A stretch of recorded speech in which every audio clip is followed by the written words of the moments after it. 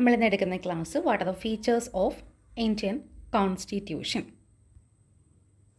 As we already know, our constitution is a unique constitution. It is the largest written liberal democratic constitution of the world. വേൾഡിലെ തന്നെ largest constitution ആണ്. We already know that thing. It's a democratic constitution. ആ കോൺസ്റ്റിറ്റ്യൂഷനിൽ several features ഉണ്ട്. It's a mixture. ഫെഡറലിസത്തിൻ്റെ മിക്സ്ചറാണ്, യൂണിറ്റേറിയൻസത്തിൻ്റെ mixture, flexibility ഉണ്ട്, rigidity ഉണ്ട്.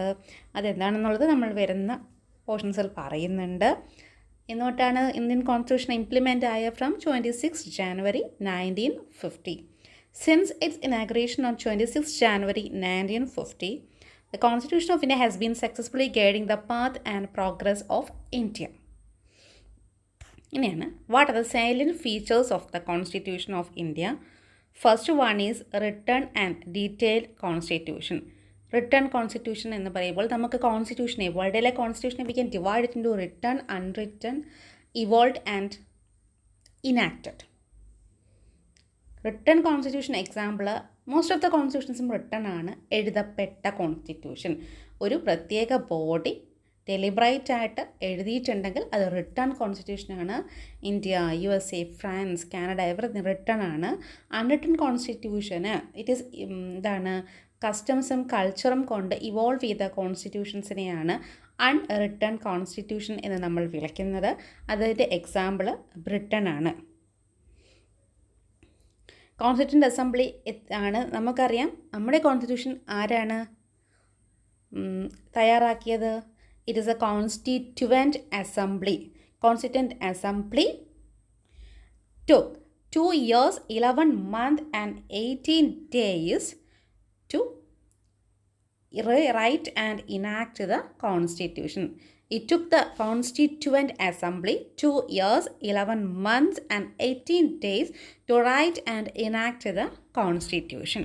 എത്ര ആർട്ടിക്കിൾ ഉണ്ടാക്കും ഇന്ത്യൻ കോൺസ്റ്റിറ്റ്യൂഷനിൽ? 395 ആർട്ടിക്കിൾസ്. പല ബുക്കിൽ പലതുണ്ട്. അത് ഈ കോൺസ്റ്റിറ്റ്യൂഷനിൽ ഇടയ്ക്കിടയ്ക്ക് വരുന്ന ചേഞ്ചസും കൂടെ ചേർത്താണ് ആർട്ടിക്കിൾസ് ചിലതിലൊക്കെ കൗണ്ട് ചെയ്യുന്നത്. പക്ഷേ നമ്മൾ പഠിക്കുമ്പോൾ ആസ് ഒറിജിനൽ അതിൻ്റെ അവസാനം ലാസ്റ്റ് പേജ് എടുത്താൽ നമുക്ക് വയ്ക്കാം 395 വരെ ഉള്ളൂ. അപ്പം ബാക്കി ഇടയ്ക്കിടയ്ക്ക് വരുന്ന ചേഞ്ചസും അമെൻമെൻറ്റ്സോ അതാണ് നമ്മൾ 21A, ആർട്ടിക്കിൾ 51A എന്നൊക്കെ പറഞ്ഞ്. അപ്പം 51 കഴിഞ്ഞാൽ 52 കോൺസ്റ്റിറ്റ്യൂഷനിലുള്ള ആർട്ടിക്കിൾ.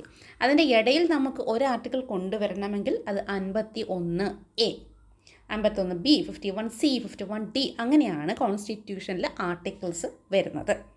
അതുകൊണ്ടാണ് Indian constitution is A very detailed constitution. It consist of 395 articles, 22 parts and 12 schedules.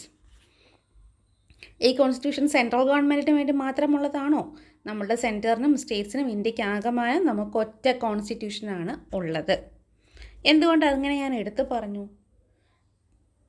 Separate constitution, central ഗവൺമെൻറ്റിനും സ്റ്റേറ്റ് ഗവൺമെൻറ്റിനും സെപ്പറേറ്റ് കോൺസ്റ്റിറ്റ്യൂഷൻസ് ഉള്ള നാടുകളും ഉണ്ട്.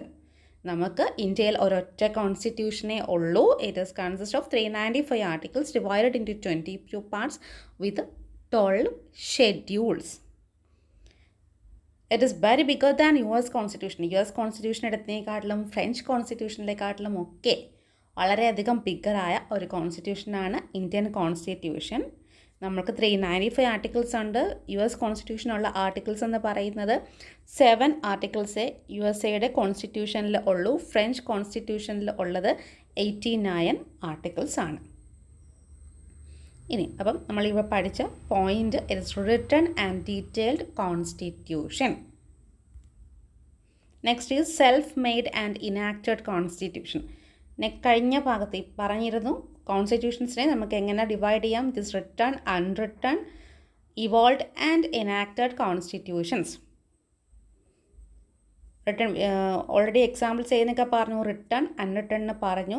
ഇവോൾവ്ഡും ഇനാക്റ്റഡും. റിട്ടേൺ കോൺസ്റ്റിറ്റ്യൂഷൻസിൻ്റെ എല്ലാം പ്രത്യേകത ഇറ്റ് ഈസ് ഇനാക്റ്റഡ്.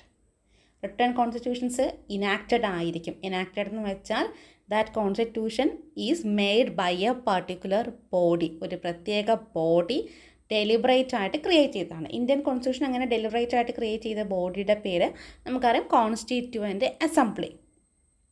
അപ്പം കോൺസ്റ്റിറ്റ്യൂൻ്റ് അസംബ്ലിയെ പറ്റി നിങ്ങൾ കൂടുതൽ വായിക്കണം. അതിലെ മെമ്പേഴ്സ്, അതിലെ കമ്മിറ്റികളുമൊക്കെ തന്നെ വായിച്ചും നോട്ട് പ്രിപ്പയർ ചെയ്യണം. കോൺസ്റ്റിറ്റ്യൂൻ്റ് അസംബ്ലി ഇനാക്ട് ചെയ്തത് കൊണ്ടാണ് നമ്മൾ അതിനെ ഇനാക്റ്റഡ് കോൺസ്റ്റിറ്റ്യൂഷൻ എന്ന് വിളിക്കുന്നത്. അപ്പോൾ ഇവോൾവ്ഡ് കോൺസ്റ്റിറ്റ്യൂഷൻ ആയിരുന്നെങ്കിലോ, ബ്രിട്ടൻ്റെ കോൺസ്റ്റിറ്റ്യൂഷൻ ഞാൻ പറഞ്ഞു അൺറിട്ടൺ കോൺസ്റ്റിറ്റ്യൂഷനാണ്. അതുകൊണ്ട് തന്നെ അത് ഇവോൾവ്ഡ് ആണ്. കസ്റ്റമും കൾച്ചറും കൊണ്ട് തന്നെ ഡെവലപ്പ് ചെയ്ത് വന്നത്. ബാക്കി മിക്ക കോൺസ്റ്റിറ്റ്യൂഷൻസും ഇനാക്റ്റഡ് കോൺസ്റ്റിറ്റ്യൂഷൻസ് ആണ്. അപ്പോൾ ഇത് രണ്ടും വലിയ പാടില്ല. അത് കുറേ സെൻറ്റൻസ് ഉണ്ട്, ആവശ്യമുള്ളവ ചേഞ്ച് ചെയ്ത് കുറച്ച് ചെറുതാക്കി എഴുതാം. Written constitution, enacted constitution. ഇനിയാണ് important, what are the sources of Indian constitution. Indian കോൺസ്റ്റിറ്റ്യൂഷൻ്റെ സോഴ്സസ് എന്ന് വെച്ചാൽ എന്താ? വെയർ, ഫ്രം വിച്ച് കോൺസ്റ്റിറ്റ്യൂഷൻസ്, ഏതൊക്കെ കോൺസ്റ്റിറ്റ്യൂഷനിൽ നിന്നാണ് നമ്മൾ ചില ഭാഗങ്ങൾ എടുത്തിട്ടുള്ളത്. അപ്പം ഇന്ത്യൻ കോൺസ്റ്റിറ്റ്യൂഷൻ എന്ന് പറയുമ്പോൾ നമ്മൾ സ്വന്തമായ രീതിയിൽ കോൺസ്റ്റിറ്റ്യൂൻ്റ് അസംബ്ലിയിലെ മെമ്പേഴ്സ് തയ്യാറാക്കിയതല്ല. ബാക്കിയുള്ള രാജ്യങ്ങളിലെ മുഴുവൻ ഭരണഘടനയും വായിച്ചതിന് ശേഷമാണ് ഇത് തയ്യാറാക്കിയിരിക്കുന്നത്. ഇത്രയും നേരം ഞാൻ കോൺസ്റ്റിറ്റ്യൂഷൻ എന്ന ടേം യൂസ് ചെയ്യുന്നു. What you mean by the term constitution? It is a set of laws which describes the governance of a country. ഒരു കൺട്രിയുടെ ഗവേണൻസ് ഡിസ്ക്രൈബ് ചെയ്യുന്ന ഒരു സെറ്റ് ഓഫ് ലോസിനെയാണ് നമ്മൾ എന്ത് പറയുന്നത്? കോൺസ്റ്റിറ്റ്യൂഷൻ എന്ന് വിളിക്കുന്നത്.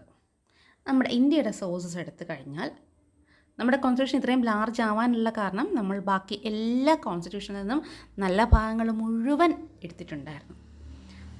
സോഴ്സസ് ഓഫ് ഇന്ത്യൻ കോൺസ്റ്റിറ്റ്യൂഷനിൽ ഫസ്റ്റ് വൺ യുണൈറ്റഡ് സ്റ്റേറ്റ്സിൽ നിന്നും നമ്മൾ എടുത്തിട്ടുള്ള ഇന്ത്യയുടെ പാർട്സ് എന്ന് പറയുന്നത് it's preamble, fundamental rights, federal structure, electoral college, separation of powers, judicial. Separation of powers എന്ന് ഉദ്ദേശിക്കുന്നത് ജുഡീഷ്യറി സെപ്പറേറ്റ് ചെയ്തതിന് ആണ് കേട്ടോ.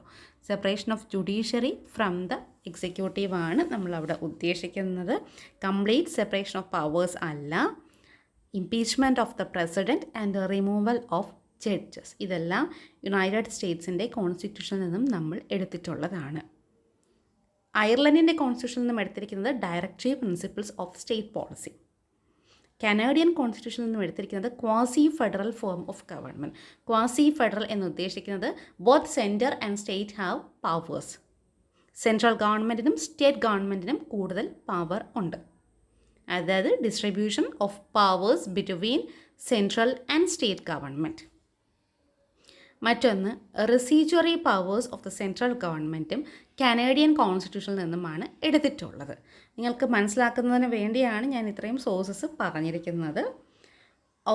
Residuary powers of central government എന്ന് പറഞ്ഞാൽ നമുക്കറിയാം ഇന്ത്യയിൽ സെൻട്രൽ ഗവൺമെൻറ്റിനും സ്റ്റേറ്റ് ഗവൺമെൻറ്റിനുമായിട്ട് ലോ ഫ്രെയിം ചെയ്യാൻ പ്രത്യേകമായിട്ട് ഓരോരോ ലിസ്റ്റുകൾ തയ്യാറാക്കിയിട്ടുണ്ട്. യൂണിയൻ ലിസ്റ്റ് എന്നും സ്റ്റേറ്റ് ലിസ്റ്റ്, കൺകറൻറ്റ് ലിസ്റ്റ്.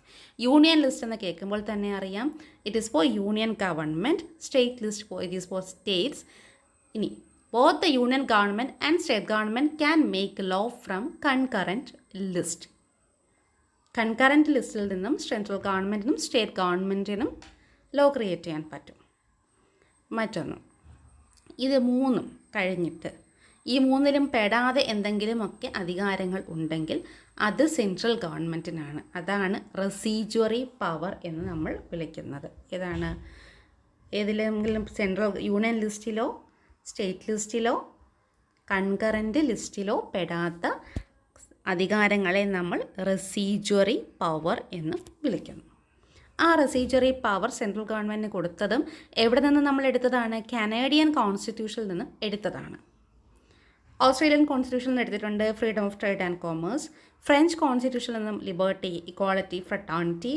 USSRൻ്റെ കോൺസ്റ്റിറ്റ്യൂഷനിൽ നിന്നും ഫണ്ടമെൻ്റൽ ഡ്യൂട്ടീസ്. ആഫ്രിക്കയുടെ കോൺസ്റ്റിറ്റ്യൂഷനിൽ നിന്നും amendment of the constitution. Amendment എന്ന് വെച്ചാൽ making changes in the constitution and election of the members of Rajya Sabha. ഇനി ജർമ്മനിയുടെ കോൺസ്റ്റിറ്റ്യൂഷനിൽ നിന്നും നമ്മൾ ജർമ്മനിയുടെ കോൺസ്റ്റിറ്റ്യൂഷനെ പറയുന്ന പേരെന്താണ്? Weimar constitution. Suspension of fundamental rights during emergency. ആ ഒരു പ്രൊവിഷനാണ് ഇന്ത്യൻ കോൺസ്റ്റിറ്റ്യൂഷൻ്റെ പല പ്രൊവിഷൻസാണ് നമ്മളിവിടെ എവിടെ നിന്നുമാണ് എടുത്തത് എന്ന് പറഞ്ഞിരിക്കുന്നത്. ജപ്പാനീസ് കോൺസ്റ്റിറ്റ്യൂഷനിൽ നിന്നും എടുത്തിട്ടുള്ളത് പ്രൊസീജിയർ എസ്റ്റാബ്ലിഷ്ഡ് ബൈ ലോ. ഇതാണ് സോഴ്സസ് ഓഫ് ഇന്ത്യൻ കോൺസ്റ്റിറ്റ്യൂഷൻ എന്ന് പറയുന്നത്.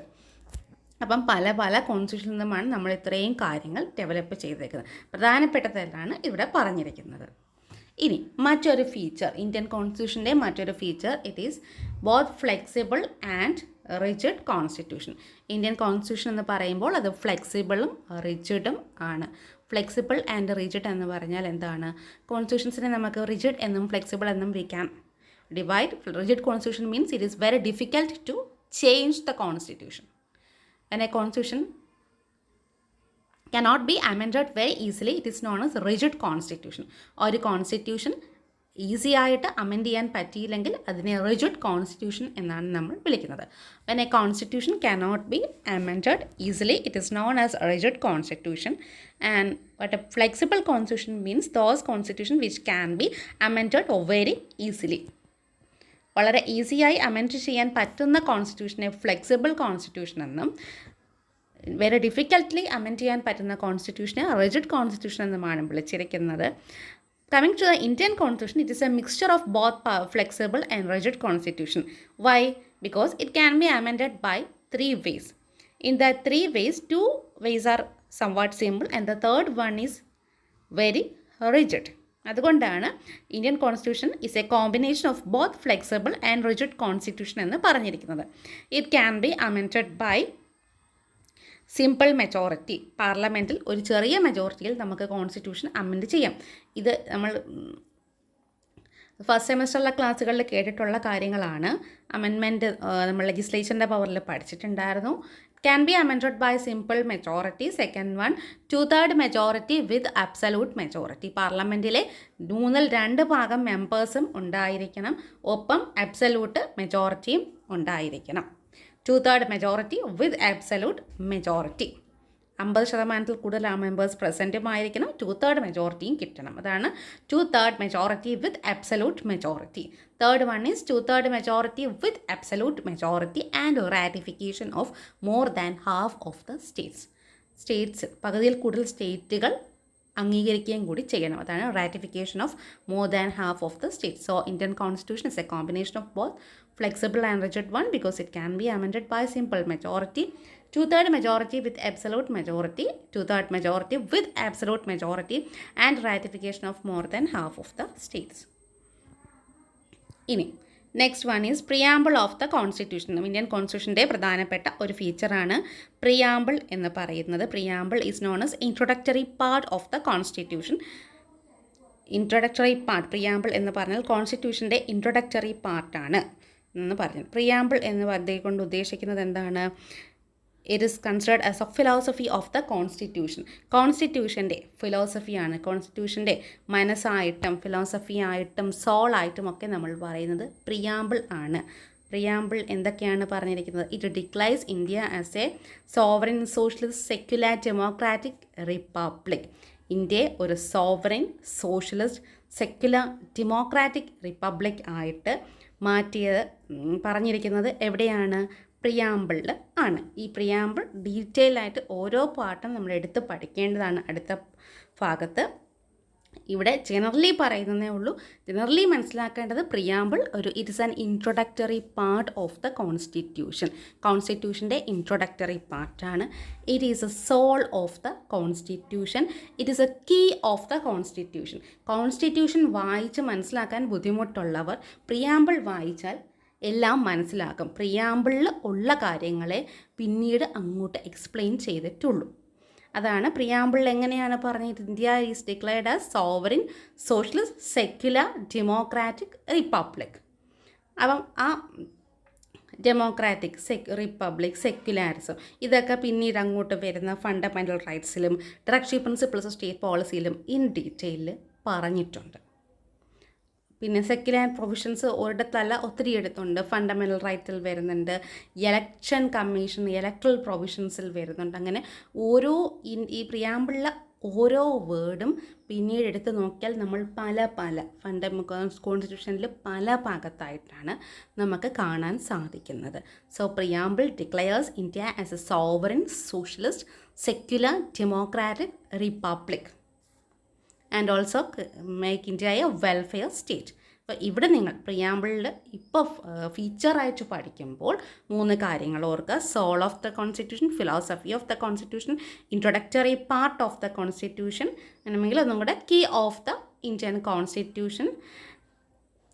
Because preamble describes the objectives of the Indian constitution.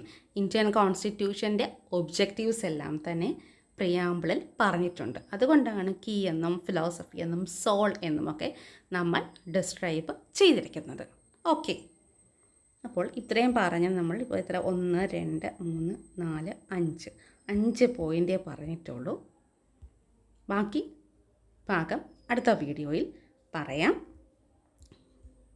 5 point: written and detailed constitution, self made and enacted constitution, sources of Indian Constitution, both flexible and rigid constitution, preamble of the Constitution.